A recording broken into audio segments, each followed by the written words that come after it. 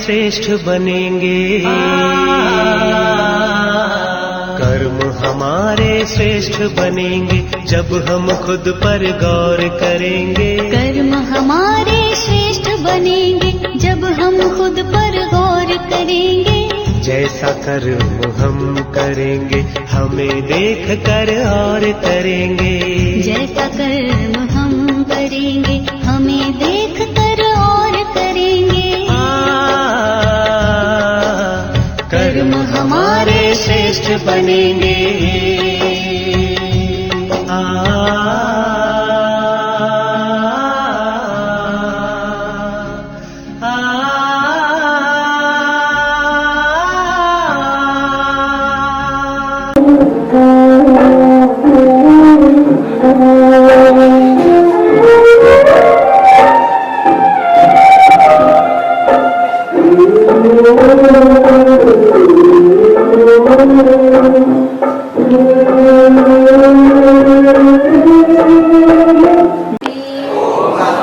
ओम शांति।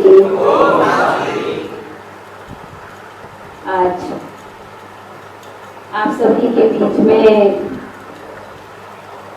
विशेष प्रजापिता ब्रह्मा कुमारी ईश्वरीय विश्वविद्यालय की ओर से यहाँ पर ये कार्यक्रम का आयोजन किया जा रहा है और इस कार्यक्रम में विशेष हमारे बीच माउंट आबू से पधारे भगवान भाई कि हे नरैसी करनी कर सो नारायण बन, हे नारी तू ऐसी करनी कर सो लक्ष्मी बन। अर्थात मनुष्यों को ऐसे कर्म सिखाए जाते हैं जो देवताओं में जो क्वालिटीज हैं, जो विशेषताएं, धैर्यता, नम्रता, सहनशीलता, वो सारे गुण हमारे जीवन में कैसे आए, हमारा जीवन कैसे उनके समान हर्षित मुख, खुशनुमा, शांतचित्त जीवन बने, वो कला हमें सीखने को इस विद्यालय में प्राप्त होती है, जिस शिक्षाओं को पा करके हमारा जीवन खुशियों से भर जाता है और हम जीवन में एक अच्छे व्यक्तित्व को।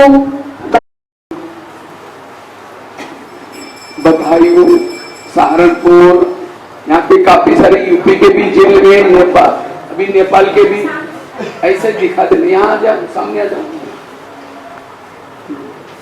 ये सब पूरा इंडिया के सारे जेल में जो कार्यक्रम किए, अपराधी नहीं होता। जब यहाँ धरती पर आता है, गलत संगत में जाता है, नशा व्यसन करता है, गलत से फिल्में देखता है, लोभ लालच में आता है, तब वो अपराध करना सीखता है। लेकिन भगवान ने हमें बहुत बड़े उद्देश्य के साथ धरती पर भेजा था। हम भी बड़े उमंग से आए थे, भगवान में जाकर के आपका नाम रोशन करूंगा, बहुत अच्छा कर्म करके आऊंगा। लेकिन गलत संगत, सिनेमा, इसके कारण हम जिसके लिए आए थे वो रास्ता भटक गए। लेकिन अब आपका परिवर्तन करना है, तो जिस भूलों के कारण आप लोग यहाँ आए हैं, कोई काम वश होकर के आया, कोई लोभ लालच वश होकर के आया, कोई ईर्ष्या करना के वश आया, उस बुराई का परिवर्तन करो। आप एक हीरा हैं, लेकिन उस हीरे को बुराई का दाग लग गया, इसीलिए कोयला बन गए, कौड़ी तुल्य बन गए, जीवन वैल्यूबल खत्म हो गया। मनुष्य का जीवन बड़ा अनमोल है, लेकिन जब वो गलत कर्म करता है, अनमोल जीवन भी गलत बन जाता है। इसीलिए अब से हमें फिर परिवर्तन करना है। ये जेल नहीं, एक सुधार गृह है, तपस्वी। इसी तरह ये जेल भी एक तपस्वी है और इसी तपस्वी में आप लोगों को क्या करना है, मैं इस धरती पर क्यों आया हूं, मैं यहां करके क्या कर रहा हूं, भगवान ने मुझे किस उद्देश्य से भेजा था और मैं यहां करके क्या कर रहा हूं, मुझे क्या करना चाहिए था, ऐसा चिंतन करो। और भविष्य में ऐसा कोई गलत काम नहीं करूंगा जिससे माँ बाप का नाम खराब हो जाए, देश का नाम खराब हो जाए, जीवन का लक्ष्य बिगड़ जाए। ऐसा चिंतन करके जिस बुराई के कारण आप आए उसको परिवर्तन करके जाना। हाथ को फोड़ा होता है, हाथ को काट करके नहीं फेंकते, फोड़े का इलाज करते हैं। क्यों, क्या करेगा, मत जाना। तो भी वो 70-80 चले गए, सामने से डाकू आता है जंगल से, कहते तुम लोगों को मेरा डर नहीं लग रहा, तुम निर्भय होकर जा रहे। तो सप्तऋषि ने कहा तुम्हें जो कर्म कर रहे हैं, जब इसकी सजा मिलेगी तुम्हारे परिवार वाले आएंगे? कहते क्यों नहीं आएंगे, मैं उन परिवार वालों के लिए कर रहा हूं, जाओ पूछ के आओ। कहते अच्छा पूछने के लिए जाऊंगा, तुम लोग यहां से भाग जाएंगे? कहा कि अगर आपको ऐसा लगता है जाकर के पूछ के आओ। तब बांध दिया उसको, कहा कि आप लोग भाग जाएंगे, तो कहा कि हमको बांध दो पेड़ से, तो करके दो। उसकी आंखें खुल गई, फिर बेटी के पास जाता है, कहता बेटा मैं तुम्हें इतना कमाई करके ला करके दे रहा हूं, चोरी करके मार करके, इसकी सजा मिलेगी तुम आएगा? बेटा कहता मैं क्यों आऊंगा? तब उस वालिया की उस डाकू की आंखें खुल गई और वो डाकू आगे चलकर इतना परिवर्तन किया, मारना काटना सारा परिवर्तन किया। वही डाकू कहते हैं रामायण लिखने वाला एक व्यक्ति बन गया, एक अच्छा ऋषि बना। एक व्यक्ति अपनी बुराई को परिवर्तन करता है, एक अच्छा इंसान बनता है, तो क्या हम नहीं बन सकते? आज हम जो भी कुछ कर रहे हैं परिवर्तन करके जाना है। व्यक्ति अपराधी क्यों बनता? उसके चार कारण हैं। पहला कारण है गलत संगत। मुझे लगता है इसमें बैठे में काफी सारे निर्दोष है, गलत काम नहीं किया लेकिन फिर भी यहां आए, क्यों? उनकी संगत गलत के साथ। मैं काफी सारे जेल में जाता हूं तो कई कैदी बंधु आकर के कहते हैं सर मैंने कुछ नहीं किया, मैं तो निर्दोष हूं, फिर भी मुझे पकड़ा गया। हमने कहा कुछ तो किया होगा, क्योंकि ताली आने से अब 2 हाथ से बचते, एक हाथ से नहीं बचते। नहीं सर मैंने कुछ नहीं किया, मेरा दोस्त था वो चोरी करता, बंदूक ले उसको हंस ने अच्छा काम किया, मारा गया, फिर भी क्यों? संगत के प्रति। अगर हमारे लिए संगत कोई शराब वाले के साथ आए, कोई चोरी करे, वो तो भाग गया, पकड़ा गया, हंस या बैठ गया। इसलिए संगत हमेशा अच्छी रखो। संगत के कारण आज नशा करना कोई स्कूलों में सिखाया था, माँ बाप ने सिखाया था, दोस्तों के प्रभाव में आकर के नशा की शराब पी, दोस्तों बाजू में रह गया, हम यहाँ पहुंच गए। इसलिए संगत के कारण व्यक्ति गलत बनता है। जब हम भी कोई बादल से गिरे नहीं, हमारे भी कई वयस्क और ये मेरे मुंह में शरीर मंदिर है, वो मंदिर में कभी सिगरेट गुटखा शराब नहीं लगाते, शरीर मंदिर है। इस मंदिर की मूर्ति को क्या आदत होगी? यही दुखों को अशांति का कारण है। इसलिए इस शरीर को स्वच्छ रखो, मन को अच्छा रखो, इसलिए नशा कभी नहीं करेंगे। इसीलिए होटल पर बोर्ड लिखा है, होटल हो सके तो यहां से टल। होटल में खाना, फिल्में देखना, गलत संगत में जाना, ये सब अपराधों के कारण है।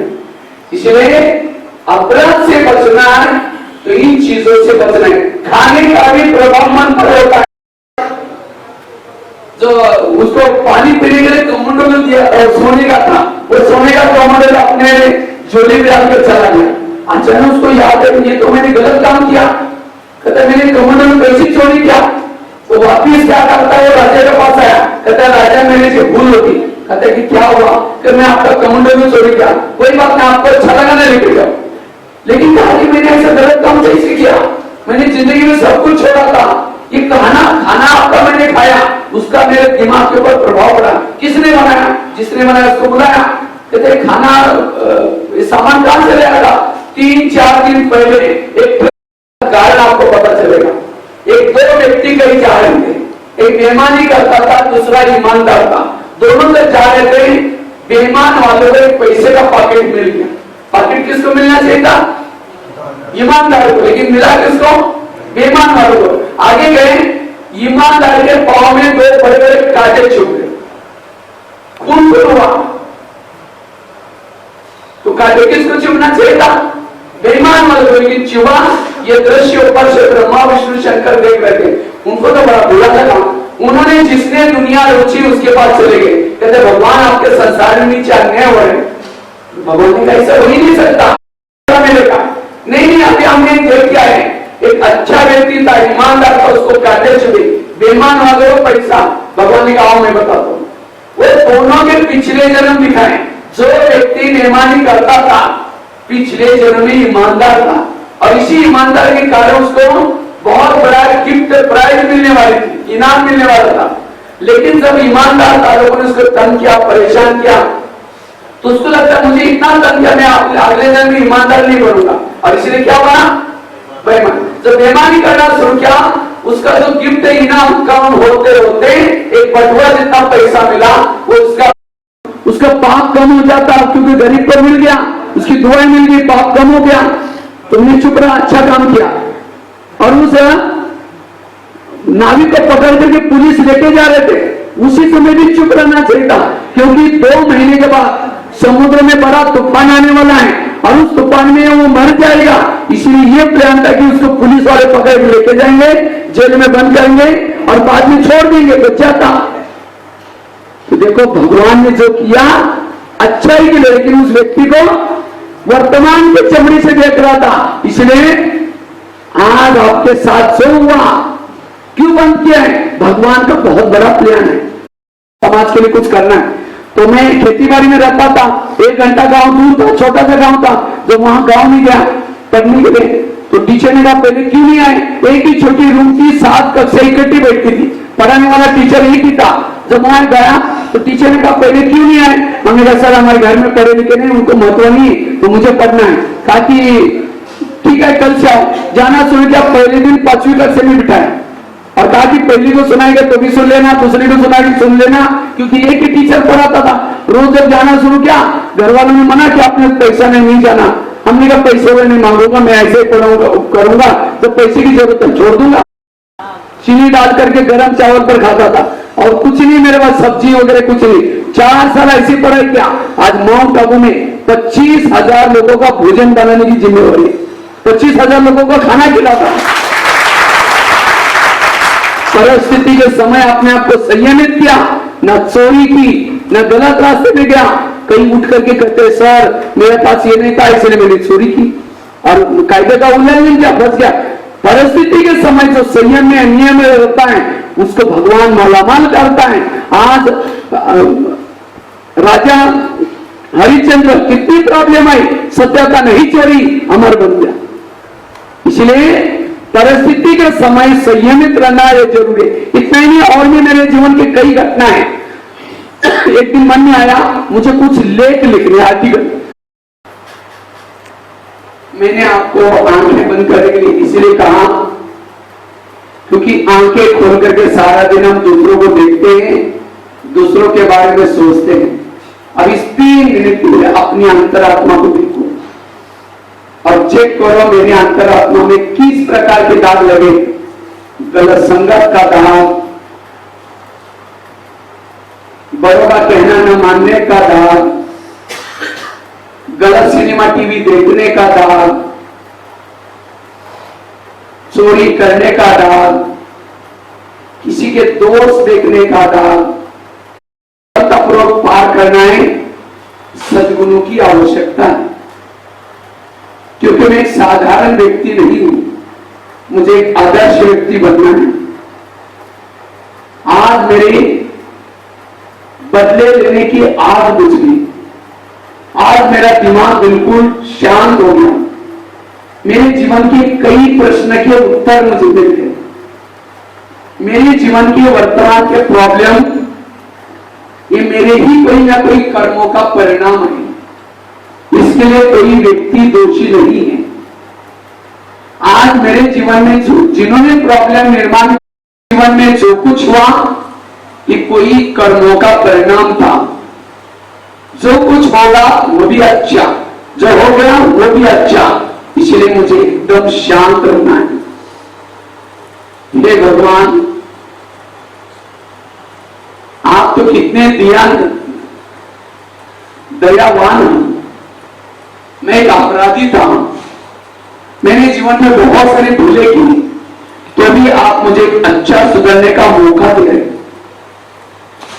आपके द्वारा सुनी हुई मैं बातों को आचरण में लाऊंगा और जरूर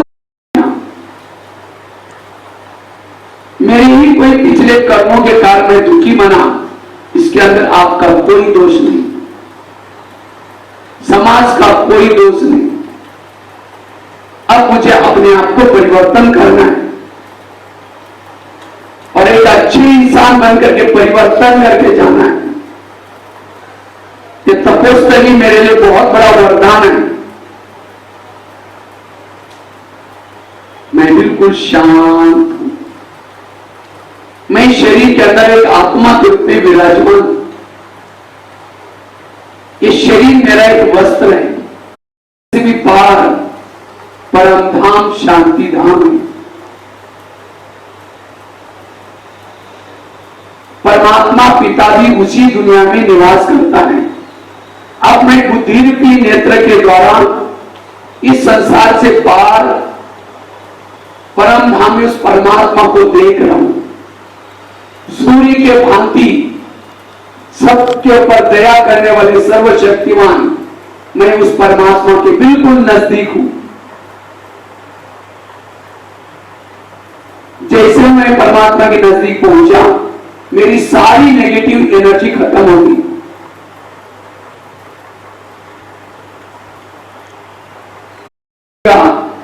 मुझे सुखी ही रखेगा। अब मैं अपने जीवन को कभी नहीं सोचूंगा। मेरा सोचने वाला वो सर्वशक्तिमान है। मैं बिल्कुल निश्चिंत आत्मा हूं, शांत हूं।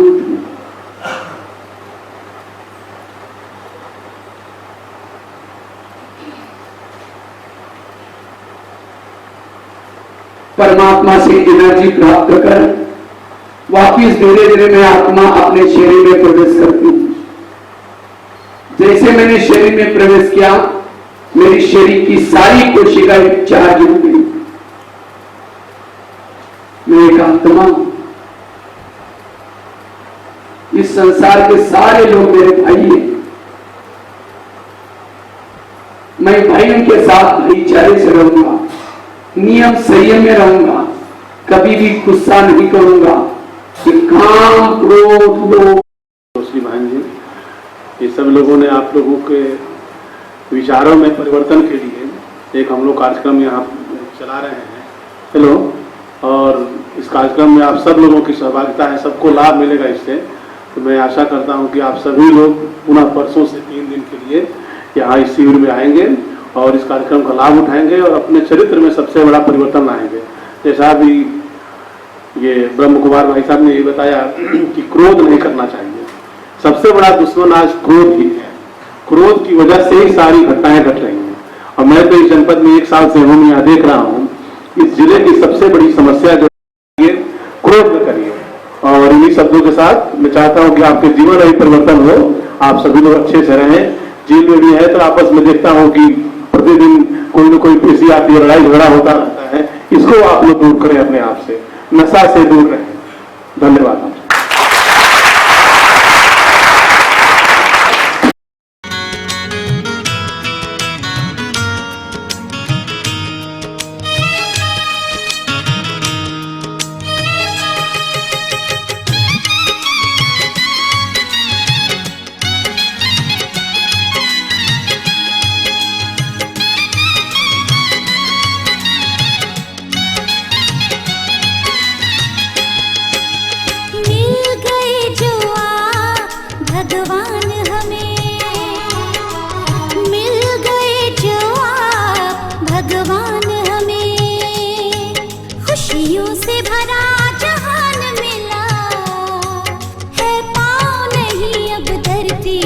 उड़ने को खुला आसमान मिला।